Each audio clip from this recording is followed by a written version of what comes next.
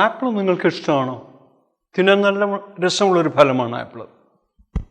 അതുപോലെ ഒരു പഴഞ്ചൊല്ല് നിങ്ങൾ കേട്ടിട്ടുണ്ടോ എന്നൊരു ചോദ്യം കൂടെ ഞാൻ നിങ്ങളോട് ചോദിക്കുന്നു. ആ പഴഞ്ചൊല്ല് ഇതാണ്: An apple a day keeps a doctor away. An apple a day keeps a doctor away.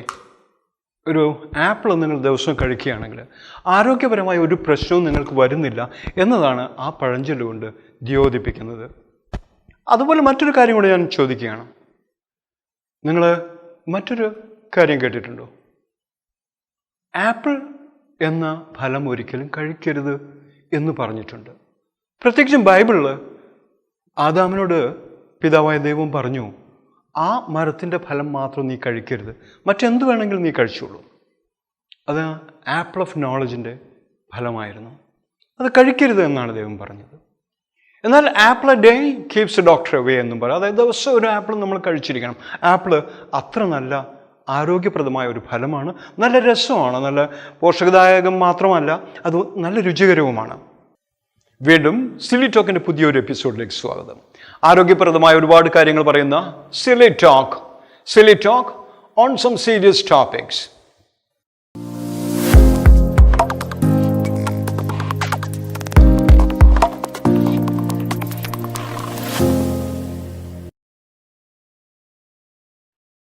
Apple എന്ന ഒരു കമ്പനിയുണ്ട്.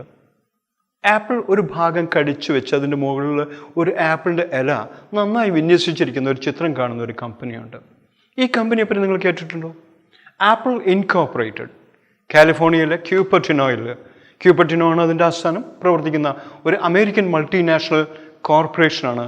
അതിൻ്റെ പ്രവർത്തന രംഗം ടെക്നോളജി തന്നെയാണ്, ശാസ്ത്ര സാങ്കേതിക വിദ്യാതലങ്ങളിലാണ്. അതിനോടനുബന്ധമായ ഉപകരണങ്ങൾ ഉണ്ടാക്കി, അതും ലോകത്തിലെ ഏറ്റവും നല്ല ഉപകരണങ്ങൾ, ഉപഭോക്തൃ ഇലക്ട്രോണിക്സ് മുതൽ അങ്ങോട്ട് സോഫ്റ്റ്വെയർ മുതൽ അങ്ങോട്ട് ഒരുപാട് കാര്യങ്ങൾ അവർ ഉത്പാദിപ്പിക്കുന്നുണ്ട്. സോഫ്റ്റ്വെയർ, അതുപോലെ ഏറ്റവും നല്ല കമ്പ്യൂട്ടറുകൾ, ഏറ്റവും നല്ല ഫോണുകൾ, ഏറ്റവും നല്ല ശബ്ദലേഖന ശബ്ദ പ്രസരണ യന്ത്രങ്ങൾ എന്നിവയല്ല എന്തു വേണമെങ്കിലും മിക്കവാറും എല്ലാത്തിലും ഒന്നിലധികം ഏകദേശം 25-26ഓളം പേറ്റന്റ് കിട്ടിയ ഉൽപ്പന്നങ്ങളോ സോഫ്റ്റ്വെയറുകളോ അതിലുണ്ടായിരിക്കും. 1976 Steve Jobs, Steve Wozniak, Ronald Wayne എന്നിങ്ങനെ 3 പേരാണ് ഈ ആപ്പിൾ കമ്പ്യൂട്ടേഴ്സ് സ്ഥാപിച്ചത്. അന്ന് ആ കമ്പനിയുടെ പേര് ആപ്പിൾ കമ്പ്യൂട്ടർ കമ്പനി എന്നായിരുന്നു.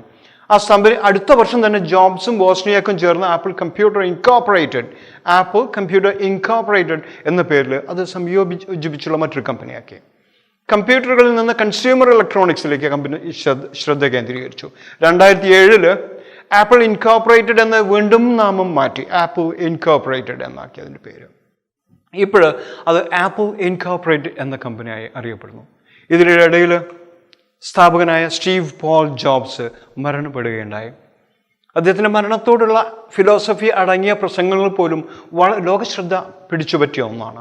പ്രത്യേകിച്ചും ഓണറബിൾ ഡെത്ത് ഫിലോസഫി, ഇന്ത്യൻ ഫിലോസഫിയായ ഓണറബിൾ ഡെത്ത് ഫിലോസഫി. 2024 സാമ്പത്തിക വർഷത്തിൽ $391.4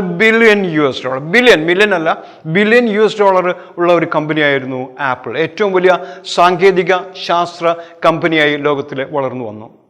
ഏകദേശം വരുമാനം അനുസരിച്ചാണ് ഏറ്റവും വലിയ കമ്പനി എന്ന് പറഞ്ഞത്, വാർഷിക വരുമാനം അനുസരിച്ച്. ഇത് സാങ്കേതിക തലത്തിലെ പത്രപ്രവർത്തകനായിട്ടുള്ള ലോക പ്രശസ്ത പത്രപ്രവർത്തകനായിട്ടുള്ള മാർക്ക് ഗുർമാൻ്റെ പവർ ഓൺ ന്യൂസ് ലെറ്റർ എന്ന മാസികയിൽ പ്രസിദ്ധീകരിച്ചനുസരിച്ച് ആപ്പിൾ പ്രോജക്റ്റ് മൾബറി എന്ന പുതിയ ആരോഗ്യ പദ്ധതിയിൽ പ്രവർത്തിക്കുന്നു. ആപ്പിളിൻ്റെ മൾബറി എന്ന പ്രോജക്റ്റ്. മൾബറി എന്നാൽ ഒരു ഫലമാണ്, ബെറി ആപ്പിളിനെ പോലെ തന്നെ ഒരു ഫലമാണ്. മാത്രമല്ല മൾബറിയും ആരോഗ്യദായകമായൊരു ഫലമാണ്. നമ്മുടെ ആരോഗ്യം പരിരക്ഷിക്കുന്നതിൽ വളരെയധികം പങ്കുണ്ട്. അപ്പോൾ വീണ്ടും ഞാൻ ആ പഴഞ്ചൊല്ലൊന്ന് ഓർമ്മിപ്പിക്കുകയാണ്. An apple A day keeps the doctor away. നിങ്ങളൊരു ഡോക്ടറെ വിളിക്കേണ്ടി വരില്ല നിങ്ങൾ ഒരു ദിവസം ഒരു ആപ്പിൾ എന്ന രീതിയിൽ തിന്നുകയാണെങ്കിൽ. മോഡറേഷൻ വളരെ അത്യാവശ്യമാണ്. അതായത് ഒരു ദിവസം ഒരു ആപ്പിൾ തിന്നാൽ മതി എന്നാണ് എൻ്റെ അർത്ഥം. അനവധി ആപ്പിൾ തിന്നേണ്ട ആവശ്യമില്ല. അങ്ങനെ ദിവസവും നിങ്ങൾ ഒരു ആപ്പിൾ തിന്നുകയാണെങ്കിൽ നിങ്ങളുടെ ശരീരം വളരെ നന്നായിരിക്കും, ആരോഗ്യപ്രദമായിരിക്കും, നിങ്ങൾക്ക് നല്ല ഉന്മേഷവും ഉണ്ടായിരിക്കും. അതുപോലെ മറ്റൊരു പഴമുണ്ട് berry keeps you worries away. അങ്ങനെയുണ്ട്. അതുകൊണ്ട് മൾബറി എന്ന് പേരിട്ടു അവർ, ആപ്പിള്, മൾബറി. ഇനിയും അവർ വരുന്ന എല്ലാ ഉൽപ്പന്നത്തിനും ഇങ്ങനെ തന്നെ പഴങ്ങളുടെ പേരിടുമെന്ന് അറിയില്ല. എന്തായാലും ഐഫോൺ, ഐപാഡ്, ഐപോഡ്, ഐമാക്ക്, ഇങ്ങനെ എല്ലാം ഐയിലായിരുന്നു. ഇപ്പം ഇങ്ങനെ ഫലങ്ങളുടെ പേരാണ്. ആപ്പിൾ ഇൻകോർപ്പറേറ്റഡ് മൾബറി പ്രോജക്റ്റുമായി മുന്നോട്ട് പോവുകയാണ്. 2024 തന്നെ അത് തുടങ്ങി. 2007 അവർക്ക് അതിൻ്റെ സ്വപ്നം ഉണ്ടായിരുന്നു. അവരുടെ ഹെൽത്ത് ആപ്പ് പുനഃക്രമീകരിക്കുകയാണ്. അവരുടെ ഓരോ ഉപകരണം നിങ്ങൾ ഉപയോഗിക്കുമ്പോഴും ആ ഉപയോഗത്തിൽ കൊണ്ടുള്ള നിങ്ങളുടെ ആരോഗ്യപരമായ കാര്യങ്ങളെല്ലാം ഈ ഹെൽത്ത് ആപ്പ് ലക്ഷ്യമിടുന്നു. അവയിൽ നിന്ന് നിങ്ങളുടെ ആരോഗ്യത്തിൻ്റെ നിജസ്ഥിതി ഓരോ നിമിഷവും അത് അസസ് ചെയ്യുന്നു. നിങ്ങളുടെ രക്തം ഓട്ടത്തിൻ്റെ ക്രമം, നാഡിമിടിപ്പ്, ഹൃദയത്തിൻ്റെ മിടിപ്പ്, നിങ്ങളുടെ മലത്തിൻ്റെ ഘടന എന്നിവയല്ല ഒരുപാട് കാര്യങ്ങൾ ഇത്, മൂത്രത്തിൻ്റെ ഘടന, ഒരുപാട് കാര്യങ്ങൾ ഇത് വാച്ച് ചെയ്തുകൊണ്ടേയിരിക്കുന്നു. ഈ AI പവേർഡ് ഹെൽത്ത് കോച്ച് ചേർത്തിട്ടുള്ള ഈ ഉൽപ്പന്നത്തിൻ്റെ പേര് പ്രോജക്റ്റ് ക്വാഡ്സ് എന്നായിരുന്നു. ഇപ്പോഴതിൻ്റെ പേര് വീണ്ടും അവർ മാറ്റി, പ്രോജക്റ്റ് മൾബറി എന്നാക്കി. AI project mulberry.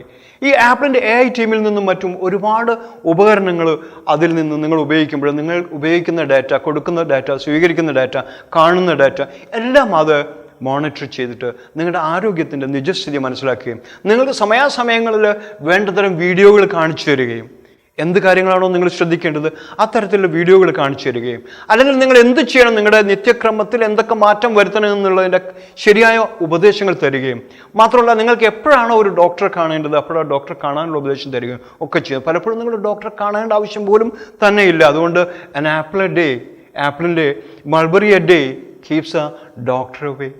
അടുത്ത വർഷം തന്നെ അവരിത് സമാരംഭിക്കുമെന്ന് പ്രതീക്ഷിക്കുന്നു. അതായത് ഹെൽത്ത് പ്ലസ് എന്ന് വിളിക്കുന്ന ഒരു പുതിയ ഹോസ്റ്റിനെ തന്നെ, അതായത് പ്രൊഫഷണൽ ഡോക്ടർ ഹോസ്റ്റായിട്ട് തന്നെ വരുന്നു എന്നുള്ളതാണ്. അതിൻ്റെ AI പതിപ്പും ഒരുപക്ഷെ അവർ ഉപയോഗിച്ചേക്കാം. അങ്ങനെ എല്ലാ ഡോക്ടറെയും മാറ്റി നിർത്തുന്ന തരത്തിലുള്ള ആപ്പിൾ ആപ്പ് വരുന്നു. എന്താണ് നിങ്ങൾ ഇതിനു വേണ്ടി അവർ ഡാറ്റ സ്വീകരിക്കുന്നത്? ഐഫോൺ, ആപ്പിൾ വാച്ച്, എയർപോഡുകൾ, മറ്റ് നിങ്ങൾ ബന്ധപ്പെട്ട മറ്റു ഉൽപ്പന്നങ്ങൾ എന്തൊക്കെയാണോ നിങ്ങൾ ഉപയോഗിക്കുന്നത് അവയുമെല്ലാം ആയിട്ട് ഇത് ബന്ധപ്പെട്ടിരിക്കും. ഈ ആപ്പ് അതിൽ നിന്നുള്ള ഇൻപുട്ടുകൾ സ്വീകരിക്കും.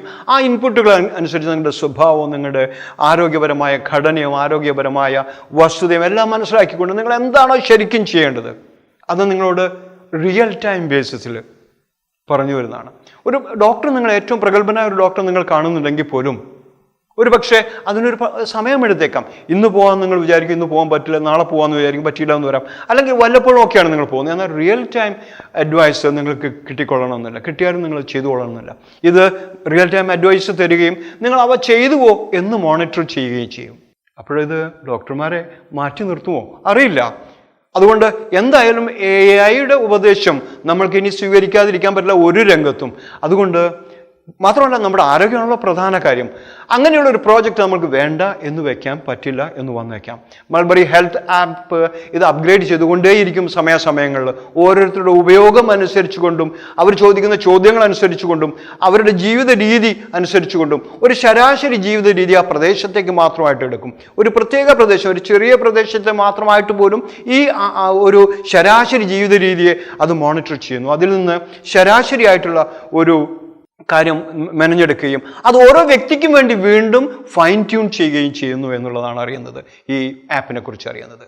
അതുകൊണ്ട് യഥാർത്ഥ ഡോക്ടർ ഉപദേശിക്കാവുന്നതിന് സമാനമായ ശുപാർശകൾ നൽകാൻ സാധിക്കും. ഒരുപക്ഷെ നാളെ യഥാർത്ഥ മനുഷ്യ ഡോക്ടർ തരുന്നതിലും അപ്പുറം തരാൻ പറ്റിയെന്നും വരാം. ആപ്പിൾ ഇൻകോർപ്പറേറ്റഡ് എന്നാണ് ആ കമ്പനിയുടെ പേര്. സ്റ്റീവ് പോൾസ് ജോബ്സ് എന്ന ഒരു ടെക്നോക്രാറ്റ് ആയിരുന്നു ആ കമ്പനിയുടെ തലപ്പത്തിരുന്നിരുന്നത്. അദ്ദേഹം ഒരുപാട് സ്വപ്നങ്ങളുള്ള ഒരു വ്യക്തിയായിരുന്നു. ഒരു സുപ്രഭാതത്തിൽ അദ്ദേഹം തൻ്റെ ഓഫീസിലിരിക്കുമ്പോൾ, ലോകപ്രശസ്തമായ ഓഫീസ്, ലോകത്തിലെ എല്ലാവിധ സുഖ സൗകര്യങ്ങളുമുള്ള, ജോലി ചെയ്യാൻ ഏറ്റവും എളുപ്പത്തിൽ ഏറ്റവും കാര്യക്ഷമമായി പ്രവർത്തിക്കാൻ പറ്റുന്ന എല്ലാ കാര്യങ്ങളുമുള്ള സ്വന്തമായ ഒരു പാനൽ ഓഫ് ഡോക്ടേഴ്സ് തന്നെയുള്ള, ലോകപ്രശസ്തരായ ഏറ്റവും കഴിവുള്ള ഡോക്ടേഴ്സ് അടങ്ങിയ ഒരു പാനൽ തന്നെയുള്ള, ഒരുപക്ഷെ അമേരിക്കൻ പ്രസിഡന്റിന് ഒക്കെയുള്ള പോലെ ഡോക്ടർ പാനലുള്ള ഒരു വ്യാപാര പ്രഭുവായിരുന്നു സ്റ്റീവ് പോൾ ജോബ്സ്. അദ്ദേഹം ഒരു ദിവസം അദ്ദേഹത്തിൻ്റെ ഒരു വേദനയുടെ ഡയഗ്നോസിസ് വന്നപ്പോൾ ഞെട്ടിപ്പോയി. അദ്ദേഹം കരഞ്ഞു എന്ന് മാത്രമല്ല, ബോധം കെട്ട് വീണു എന്നാണ് പറയുന്നത്. പിന്നീട് അദ്ദേഹം ഫിലോസഫിക്കലി ആ രോഗത്തെ മറികടക്കുകയാണ് ഉണ്ടായത്.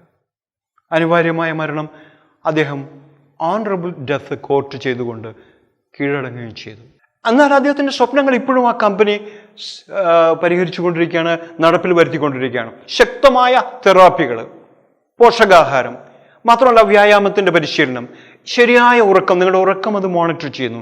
എത്ര ഡീപ്പായിട്ടാണ്, ഏതൊക്കെ ഫേസിലുള്ള നിങ്ങളുടെ റെം സ്ലീപ്പ് എത്രയുണ്ടായിരുന്നു, നിങ്ങളുടെ ഡീപ്പ് സ്ലീപ്പ് എത്രയുണ്ടായിരുന്നു, നിങ്ങളുടെ ഡ്രീംസിൻ്റെ ഗാഢത എങ്ങനെ ഉണ്ടായിരുന്നു, ഓരോ സ്വപ്നത്തിലും ശേഷവും നിങ്ങൾ ഉണരുമ്പോഴുള്ള നിങ്ങളുടെ ഹൃദയമിടിപ്പ് എത്രയുണ്ടായിരുന്നു, ഉണരുന്നതിന് മുന്നേയുള്ള എത്രയുണ്ടായിരുന്നു എന്നെല്ലാം ഇത് മോണിറ്റർ ചെയ്തുകൊണ്ടിരിക്കും. കണ്ടിന്യൂസ് ആയിട്ട് തുടർച്ചയായിട്ട് മോണിറ്റർ ചെയ്തുകൊണ്ടേയിരിക്കും. അതിനാൽ തികച്ചും ശാരീരികാരോഗ്യം അതോടൊപ്പം തന്നെ നിങ്ങളുടെ മാനസികാരോഗ്യവും, എന്താണോ നിങ്ങളുടെ മാനസിക പ്രശ്നങ്ങൾ, ഇതും മോണിറ്റർ ചെയ്തുകൊണ്ട് മനസ്സിലാക്കാൻ പറ്റും. ആ മാനസികാരോഗ്യം മറികടക്കണമെങ്കിൽ സ്വയം എന്തൊക്കെ ചെയ്യണം എന്ന് ഈ AI ആപ്പ് തീരുമാനിക്കും എന്നാണ് അറിയാൻ കഴിയുന്നത്. അങ്ങനെ ഹൃദയ സംബന്ധിയായ ശാസ്ത്രങ്ങൾ എന്തൊക്കെയാണോ ചെയ്യേണ്ടത്, കാർഡിയോളജി, അതിലുള്ള എല്ലാ മേഖലകളും പുറത്തുവിടുന്ന വിദഗ്ധന്മാരെ ഇതിൽ കൊണ്ടുവരാൻ അവർ ശ്രമിക്കുന്നുണ്ട്. അതുകൊണ്ട് തന്നെ കാർഡിയോളജി വകുപ്പ് പലപ്പോഴും ജീവിതശൈലി രോഗങ്ങൾ എന്ന് പറയുമ്പം ഹൃദയ സംബന്ധിയായ രോഗങ്ങൾ വളരെ പ്രാധാന്യമുള്ളതാണ്. രക്തചംക്രമണ പദ്ധതി വളരെ പ്രത്യേകതയുള്ളതാണ്. അതിനു പുറമെ നമ്മുടെ ഹോർമോൺ പദ്ധതികൾ, അതായത് ഈവൻ പ്രമേഹം പോലുള്ള രോഗങ്ങൾ വളരെ പ്രാധാന്യമുണ്ട്. ഇതൊക്കെ ഒരുപാട് കാലത്തേക്ക് തടഞ്ഞു നിർത്താനും വന്നു കഴിഞ്ഞാൽ അത് ഏറ്റവും നന്നായി മാനേജ് ചെയ്യാനും ഈ ആപ്പിനെ കൊണ്ട് പറ്റുമെന്ന് വിശ്വസിക്കപ്പെടുന്നു. അതുകൊണ്ട് ഇതിൽ വിദഗ്ധരെ, ലോകത്തുള്ള ഏറ്റവും നല്ല വിദഗ്ധരെ, ഈ തനിക്ക് കിട്ടാതെ പോയ ഏറ്റവും നല്ല വിദഗ്ധരുണ്ടായിരുന്നിട്ട് പോലും കിട്ടാതെ പോയ, ഒരു പക്ഷേ തൻ്റെ വിധി അതാണെന്ന് സ്വീകരിക്കേണ്ടി വന്ന ആ ഒരു ഘട്ടം മറ്റുള്ളവർക്ക്, സാധാരണക്കാർ പോലും ഉണ്ടാവരുതെന്നുള്ള ഒരു തീരുമാനമായിരിക്കാം ഒരു പക്ഷേ ഇതിൻ്റെ പിന്നിൽ. അതിന് പറ്റിയ സാങ്കേതിക വിദഗ്ധർ അദ്ദേഹത്തിൻ്റെ കയ്യിലുണ്ടായിരുന്നു. അങ്ങനെ ഈ ജീവിതശൈലി നുറുങ്ങുകളും നിങ്ങളുടെ എല്ലാവിധ സ്വഭാവങ്ങളും മോണിറ്റർ ചെയ്തുകൊണ്ട് നിങ്ങൾ ശരിയായ റിയൽ ടൈം വൈദ്യ ഉപദേശം തരുന്ന ഒരു ആപ്പ്, മൾബറി, പ്രോജക്റ്റ് മൾബറി എന്നാണ് അതിൻ്റെ പേര്. പ്രോജക്ട് ക്വാഡ്സ് എന്നായിരുന്നു, ആ പേര് മാറ്റിയാണ് പ്രോജക്ട് മൾബറി എന്ന്.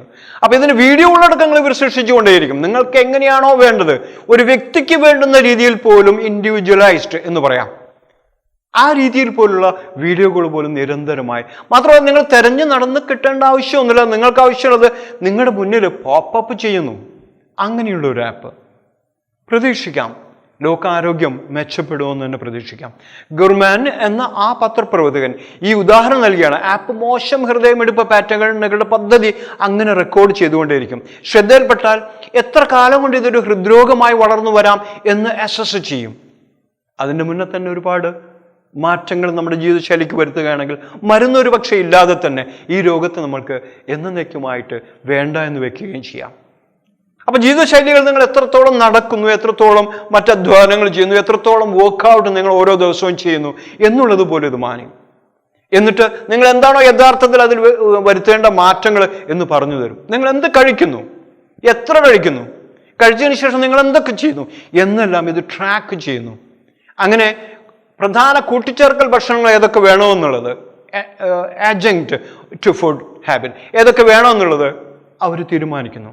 ആ തീരുമാനം ഒരുപാട് തവണ ബിഗ് ഡാറ്റ ഉപയോഗിച്ചുകൊണ്ട് ശരിയാണോ എന്ന് പരിശോധിക്കപ്പെടുകയും ചെയ്യുന്നുണ്ട്. അപ്പോൾ ഒരു തെറ്റു വരാൻ സാധ്യത വളരെ 1000-ൽ 1 അംശം മാത്രമേ ഉള്ളൂ എന്ന് തന്നെ പറയാം. ഇപ്പോഴത്തെ ഇതിലും നന്നായി മെച്ചപ്പെടുകയും ചെയ്യാം. അങ്ങനെ എന്നാൽ അധിക ശ്രദ്ധ കേന്ദ്രീകരിച്ചിട്ടുള്ള ഒരു മേഖലയാണ് ഇത് മനുഷ്യരെ സംബന്ധിച്ചിടത്തോളം. അപ്പോൾ നിങ്ങൾ എത്ര കാർബോഹൈഡ്രേറ്റ് ആണ് എടുക്കുന്നത്, നിങ്ങളുടെ ഭക്ഷണത്തിൽ എത്ര കഫീൻ അടങ്ങിയിരിക്കുന്നു ദിവസവും. കഫീൻ അറിയാറ് ഈയിടെയാണ് ഒരു ഹെൽത്ത് ഫെഡായ ഒരു ചെറിയ പ്രായത്തിലുള്ള ഒരു പെൺകുട്ടി എല്ലാം കറക്റ്റായിട്ട് തന്നെയായിരുന്നു അവർ ജീവിച്ചിരുന്നത്. അവർ അമ്മയെ പറഞ്ഞതനുസരിച്ച് ഭക്ഷണം മോസ്റ്റ്ലി വീഗാൻ ആയിരുന്നു. വീഗാൻ എന്ന് പറഞ്ഞാൽ പാലുൽപ്പന്നങ്ങൾ പോലും വളരെ കുറച്ചോ തീരെ ഇല്ലാതെയോ കഴിക്കുന്ന വെജിറ്റേറിയൻ ഭക്ഷണ രീതിയാണ് വീഗാൻ എന്ന് പറയുന്നത്. അപ്പോൾ ആ പെൺകുട്ടി ഒരു വീഗാൻ ആയിരുന്നു ബൈ ഹാബിറ്റ്. വീഗാൻ ഫുഡ് മാത്രമായിരുന്നു പ്രധാനമായിട്ട് എടുത്തിരുന്നത്. അതിന് പുറമെ നല്ല വർക്കൗട്ട് ഉണ്ടായിരുന്നു, ഫിസിക്കലി നല്ല ഫിറ്റ് ആയിരുന്നു, കാണാൻ സൗന്ദര്യം ഉണ്ടായിരുന്നു, നല്ല സ്വഭാവമായിരുന്നു എന്നൊക്കെയാണ് അമ്മ പറയുന്നത്. പിന്നെ എന്തു പറ്റി, ഒരു സുപ്രഭാതത്തിൽ അവർ ഹൃദയസ്തംഭനം മൂലം മരിച്ചു പോവുകയാണ് ഉണ്ടായത്. ഇന്ന് അവരില്ല ലോകത്തിൽ. May her soul rest in peace. അപ്പോൾ നോക്കുമ്പോൾ അവരുടെ ഹാബിറ്റ് അമ്മയുടെ വാക്കും വെച്ചുകൊണ്ട് കമ്പ്യൂട്ടർ സഹായത്തോടെ ഡോക്ടർമാർ അനലൈസ് ചെയ്തപ്പോൾ അവർ ദിവസവും 3, 4, 5 ബോട്ടിൽ ഹെൽത്ത് ഡ്രിങ്ക് കുടിക്കാറുണ്ട് എന്ന് കണ്ടെത്തി. ഒരു മനുഷ്യന് ഒരു ദിവസം 150 മില്ലിഗ്രാം മുതൽ 200-250 മില്ലിഗ്രാം ശ്രീപുരുഷത്തിൻ്റെ റേഞ്ചിൽ പറയുകയാണെങ്കിൽ അത്ര വരെ കഫീൻ ഒരു ദിവസം എടുക്കാൻ പാടുള്ളൂ. അതിന് എല്ലാ ദിവസവും എടുക്കണമെന്നൊന്നുമില്ല. നമ്മൾ ചായ കുടിക്കുമ്പോൾ ടൈൻ്റെ കൂടെ കഫീൻ കിട്ടുന്നു. നമ്മൾ കോഫി കുടിക്കുമ്പോൾ കെഫീൻ്റെ കൂടെ നമുക്ക് അല്പം ടെയിനും കിട്ടുന്നു. ഇത് ഉത്തേജക വസ്തുവാണ്. പെരിഫറൽ ആയിട്ടുള്ള നമ്മുടെ ബാഹ്യ സ്ഥലങ്ങളിൽ കിടക്കുന്ന ആൽഫ സെൽ സ്റ്റിമുലേഷൻ ഉണ്ടാക്കി, വാസോ ഡയലേഷൻ ഉണ്ടാക്കി, കൂടുതൽ രക്തചംക്രമണം ഉണ്ടാക്കി സഹായം ചെയ്തു വരുന്ന വസ്തുക്കളാണ് ഇവയൊക്കെ. അതുകൊണ്ട് രക്തം കൂടുതൽ പോകുമ്പോൾ ഭക്ഷണവും ഓക്സിജനും നന്നായി കോശങ്ങൾക്ക് ലഭിക്കും. അതാണ് അതിൻ്റെ ശാസ്ത്രീയമായ തത്വം. പക്ഷേ ഇത് അധികമായാലോ ഒരുപാട് പ്രശ്നം, സൈക്കോളജിക്കൽ പ്രോബ്ലം ഉണ്ട്.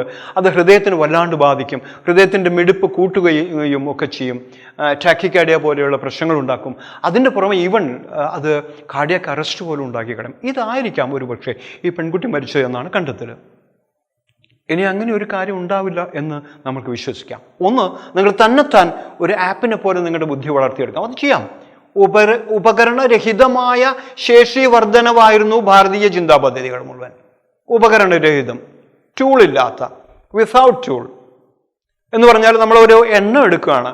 നിങ്ങൾ ഒരു പക്ഷേ ഒരേ വസ്തു ഒരുപാട് സാധനം തവണ കൊണ്ടുവയ്ക്കുമ്പോൾ നിങ്ങളൊരു ഓലച്ചീന്തെടുത്ത് അതിൻ്റെ മുകളിൽ ഇങ്ങനെ മടക്കിടും. ഓരോ തവണ വയ്ക്കുമ്പോഴും ഒരു മടക്കിടും, പിന്നെ അല്പം നീട്ടി വീണ്ടും മടക്കിടും. അങ്ങനെ ഇതിൻ്റെ ഗ്രൂപ്പ് എണ്ണിയാൽ എത്ര കല്ലാണ് നിങ്ങൾ കടത്തിയത്, കല്ല് കൊണ്ടുവരുന്ന ജോലി ചെയ്തെങ്കിൽ എത്രയാണ് നിങ്ങൾ കടക്കുക. അത് ടൂൾ ഉപയോഗിച്ചുകൊണ്ട് ഉപകരണം, ബാഹ്യ ഉപകരണമുണ്ട്. പിന്നെ ആ ബാഹ്യ ഉപകരണത്തിൽ വരെ നിങ്ങൾക്ക് വിരലുകളുടെ സംജ്ഞകൾ ചെയ്യാം. ഒരു തവണ ഒരു കഷ്ണത്തിൽ ഒരു ഫാലഞ്ചസ് തൊട്ടാൽ 3 അങ്ങനെ ഈ 3 തൊട്ട് 9 ഈ 4 തൊട്ടാൽ 46 ആ 4 പ്രകാരം 2 കൈ തൊട്ടാൽ 72 അങ്ങനെ എണ്ണം എടുക്കാം. അത് ബോഡിലി ടൂൾസാണ്. അതിനുശേഷം ഇതൊന്നുമില്ലാതെ നിങ്ങളുടെ ബുദ്ധിയിൽ തന്നെ സന്നിവേശനം ചെയ്യാം. അതൊരു താളക്രമത്തിലാണ്.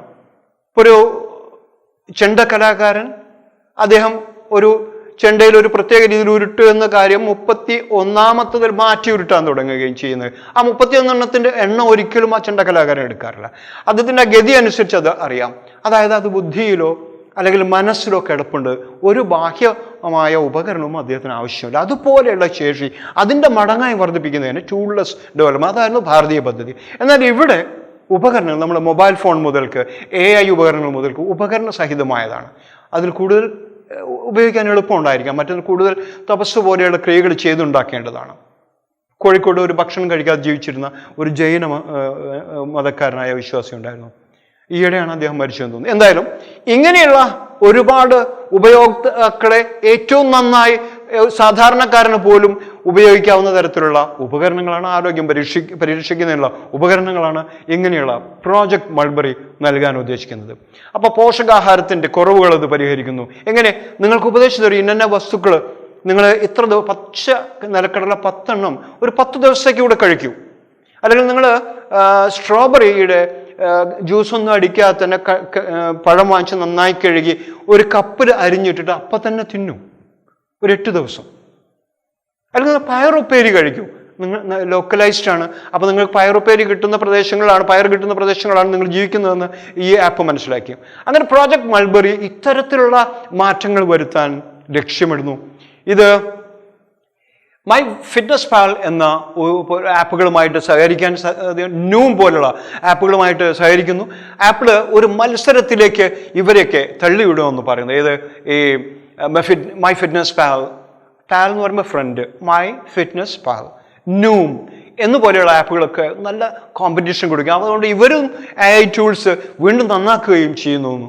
മാത്രമല്ല ആപ്പിൾ എപ്പോഴും അവരുടെ മേൽക്കോയ്മ നിലനിർത്താൻ ശ്രമിക്കുകയും ചെയ്യും. ഇത് മുഴുവൻ ഉപഭോക്താക്കൾക്ക് വളരെ നല്ലതാണ്. ഇതിന് പുറമെ ഉപകരണ ക്യാമറകളും ആരോഗ്യ ട്രാക്കിങ്ങിൽ എന്തൊക്കെ ഉപയോഗിക്കാമോ അതൊക്കെ ഇവർ നോക്കുന്നുണ്ട്. ഉദാഹരണത്തിന് വർക്കൗട്ടുകൾ വിശകലനം ചെയ്യാൻ ക്യാമറ മാത്രമല്ല, ശബ്ദലേഖനവും എല്ലാം അടങ്ങിയ ഒരുപാട് താപനില അളക്കുന്നതും നിങ്ങളുടെ ശരീരത്തിൽ നിന്ന് പോകുന്ന ബാഷ്പങ്ങളെ പോലും അളക്കുന്ന രീതിയിലുള്ള വസ്തുക്കൾ അവർ ഉപയോഗിക്കുമെന്ന് തോന്നുന്നു.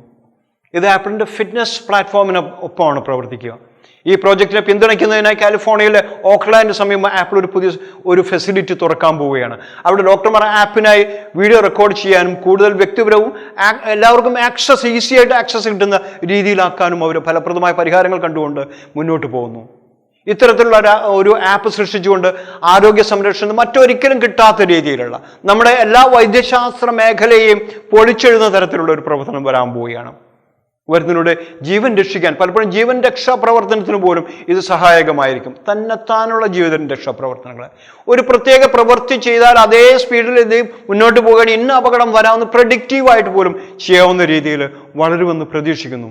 അതുകൊണ്ട് ഇതിൽ അനുഭവപ്പെടുന്ന കൂടുതൽ പലപ്പോഴും ആരോഗ്യരംഗത്ത് മനുഷ്യ വിഭവശേഷി ഒരു വെല്ലുവിളി തന്നെയാണ്. ഈ കൊറോണ വന്നപ്പോൾ നമുക്ക് ഡോക്ടർമാരില്ലായിരുന്നു, നഴ്സുമാരില്ലായിരുന്നു, ആരോഗ്യപരത്തെ ടെക്നീഷ്യന്മാരില്ലായിരുന്നു, ഉള്ളത് തികയില്ലായിരുന്നു. അങ്ങനെയുള്ള സന്ദർഭങ്ങളിലൊക്കെ ഈ ആപ്പ് വളരെ സഹായകമായിരിക്കും എന്ന് പ്രതീക്ഷിക്കുന്നു. ആരോഗ്യ സംരക്ഷണ ദാതാക്കൾ, ഗവേഷകർ, വ്യാവസായിക പങ്കാളികൾ, വ്യവസായ സംരംഭകർ, ഇവരൊക്കെ സഹകരിച്ച് ഇവർക്ക് എല്ലാവർക്കും ഗുണമുണ്ടാവുന്ന രീതിയിലാണ് ആപ്പിൾ ഇത് സംവിധാനം ചെയ്യുന്നത്. ആളുകളുടെ ആരോഗ്യഫലങ്ങൾ പോസിറ്റീവായ ധനാത്മകമായ സ്വാധീനം ചെലുത്താൻ കഴിവുള്ള ഗവേഷണങ്ങൾ ഇവർ എന്നും കൊണ്ടുവരുന്നു എന്ന് പ്രതീക്ഷിക്കാം. അങ്ങനെ സംവിധാനങ്ങൾ പലപ്പോഴും നമ്മൾക്ക് ഉപകാരമായിരിക്കാം. അതുകൊണ്ട് an apple a day may keep the doctors away. Thank you. ഇനിയും ഇതുപോലുള്ള ശാസ്ത്ര സാങ്കേതിക രംഗത്തെ പുതിയ പുതിയ വിവരങ്ങളുമായി ഞങ്ങൾ വീണ്ടും കാണുന്നവരെ thank you. We'll meet again. Bye for now.